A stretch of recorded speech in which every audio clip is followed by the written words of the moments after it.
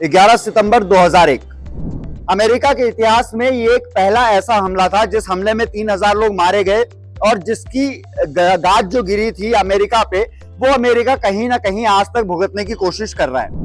आप इस बात से इसका नतीजा लगा सकते हैं कि ये कितना भयानक रहा होगा ये आतंकवादी हमला, कि आज भी अभी कुछ समय पहले भी पीड़ितों की पहचान हुई थी। दो ऐसे, एक पुरुष और एक महिला ऐसी पाई गई थी जिन्होंने इस हमले में अपनी जान गंवा दी थी और आज तक पहचान जारी है। पीड़ितों की पहचान आज तक नहीं हो पाई है। नमस्कार, स्वागत है आपका AHD न्यूज में और मैं हूं रोहित पटवाल। आज कोशिश करेंगे कि 22वीं जो बरसी है इस हमले की, उस पर आपको बताया जाए कि किस सिलसिलेवार ढंग से ये हमला रचा गया, किस तरीके से इस हमले को अंजाम दिया गया। जब यात्री घर से निकले होंगे या जब अमेरिका के प्लेन वाहक पायलट जब घर से निकले होंगे, उन्होंने सोचा नहीं होगा कि रास्ते में उनके साथ कुछ ऐसा हो जाएगा कि वो दोबारा अपने परिवार की शक्ल तक नहीं देख पाएंगे। एक ऐसा हमला हुआ, अलकायदा के आतंकवादी प्लेन में घुसे, उन्होंने प्लेन को हाईजैक किया और उसके बाद कहीं ना कहीं इस हमले को सुसाइड आतंकवादी हमले के तौर पे भी देखा जा रहा था, क्योंकि जो भी आतंकवादी प्लेन में घुसे थे, जिन्होंने प्लेन को हाईजैक किया था, उन्होंने खुद भी सुसाइड कर लिया और साथ में लेके गए उन यात्रियों को जो मौजूद थे उस वक्त प्लेन में। इस हमले का मास्टरमाइंड बताया गया खालिद शेख मोहम्मद को, जिसने पहले भी अमेरिका पे हमला करने की कोशिश करी थी, लेकिन उस समय वो नाकाम रहा, जिसके बाद उसने ओसामा बिन लादेन से हाथ मिला लिया।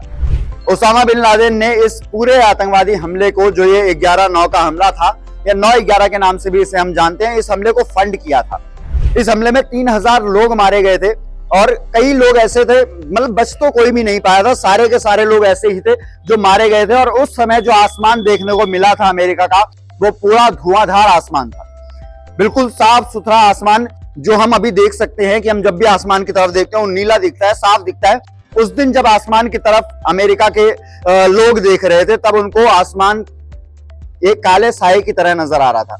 और इसके बाद जब अमेरिका ने अपनी जवाबी कार्यवाही करी, तो 2011 में एक कार्यवाही के दौरान, एक हमले के दौरान, इन्होंने ओसामा बिन लादेन को मार गिराया।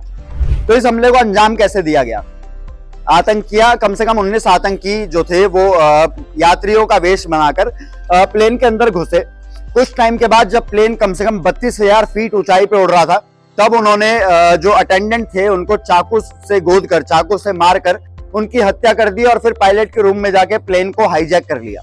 जब प्लेन को हाईजैक किया तो प्लेन को, दो प्लेन ऐसे थे जिनको टक्कर मारी गई वर्ल्ड ट्रेड सेंटर के टावर पर, जिस टावर को अमेरिका का सबसे खूबसूरत टावर माना जाता था। उस टावर पर उन्होंने दो प्लेन्स की टक्कर मरवाई। तीसरे प्लेन की टक्कर भी वर्ल्ड ट्रेड सेंटर के आसपास हुई, लेकिन चौथे प्लेन की जब टक्कर हुई उससे किसी की जान नहीं गई, क्योंकि वो जो प्लेन क्रैश हुआ था वो खेत में क्रैश हुआ था, तो आसपास के लोग बच गए थे।